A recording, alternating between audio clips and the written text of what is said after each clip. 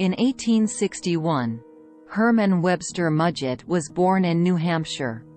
It is said that at an early age he was fascinated with skeletons and soon became obsessed with death.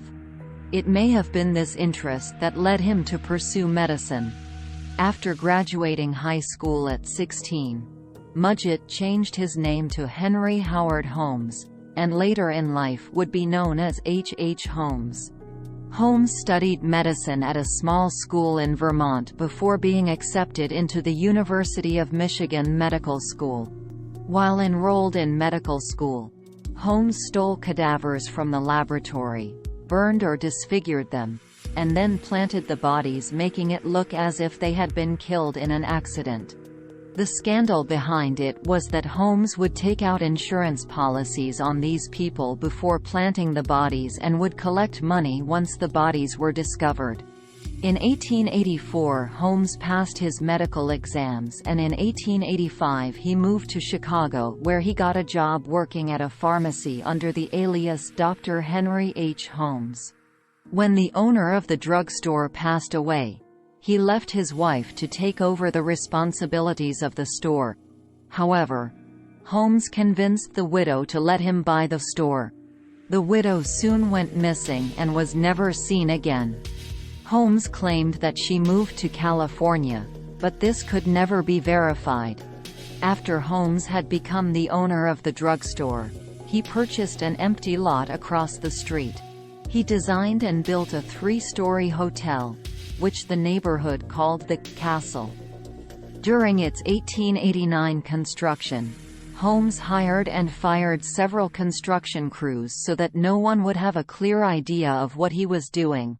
He was designing a murder castle. After construction was complete in 1891, Holmes placed ads in newspapers offering jobs for young women and advertised the castle as a place of lodging. He also placed ads presenting himself as a wealthy man looking for a wife.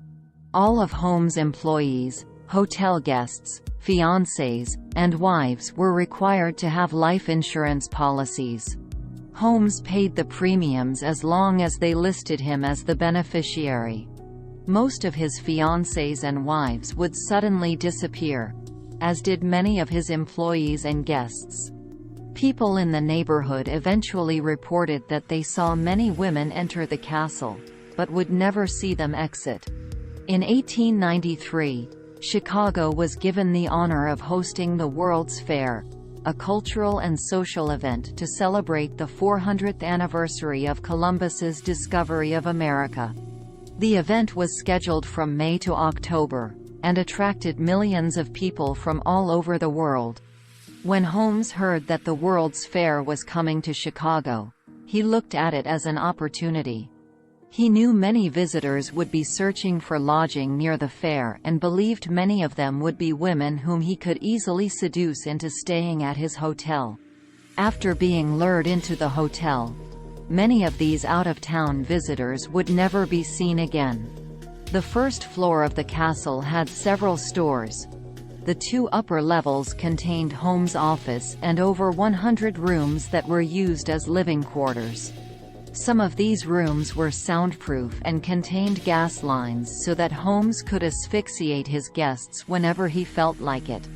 Throughout the building, there were trapdoors, peepholes, stairways that led nowhere, and chutes that led into the basement. The basement was designed as Holmes' own lab.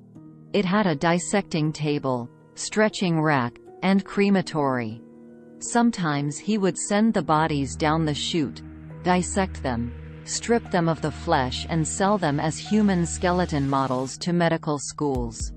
In other cases, he would choose to cremate or place the bodies into pits of acids. Through it all, Holmes traveled throughout the U.S. committing insurance scams with his accomplice, Benjamin Pitezel. Once the World's Fair had ended, Chicago's economy was in a slump. Therefore, Holmes abandoned the castle and focused on insurance scams, committing random murders along the way. During this time, Holmes stole horses from Texas, shipped them to St. Louis, and sold them, making a fortune. He was arrested for this swindle and sent to jail. While in jail, he concocted a new insurance scam with his cellmate, Marion Hedgepeth. Holmes said he would take out an insurance policy for $10,000, fake his own death, and then provide Hedgepeth with $500 in exchange for a lawyer who could help him if any problems arose. Once Holmes was released from jail on bail, he attempted his plan. However, the insurance company was suspicious and did not pay him. Holmes then decided to attempt a similar plan in Philadelphia. This time he would have Pitezel fake his own death. However, during this scam, Holmes actually killed Pitezel and collected the money for himself. In 1894, Marion Hedgepeth, who was angry that he did not receive any money in the initial scam, told police about the scam Holmes had planned.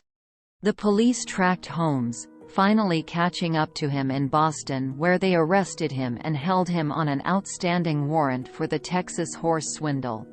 At the time of his arrest, Holmes appeared as if he was prepared to flee the country, and police became suspicious of him. Chicago police investigated Holmes' castle, where they discovered his strange and efficient methods for committing tortuous murders. Many of the bodies they located were so badly dismembered and decomposed that it was hard for them to determine exactly how many bodies there really were. The police investigation spread through Chicago, Indianapolis, and Toronto.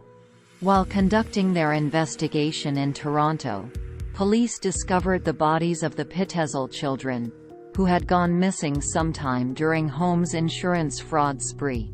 Linking Holmes to their murders, police arrested him and he was convicted of their murders. He also confessed to 28 other murders.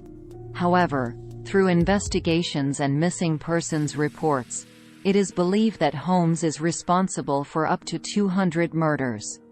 In May 1896, one of America's first serial killers, H. Holmes, was hanged. The castle was remodeled as an attraction and named the Holmes Horror Castle. However, it burned to the ground shortly before its opening.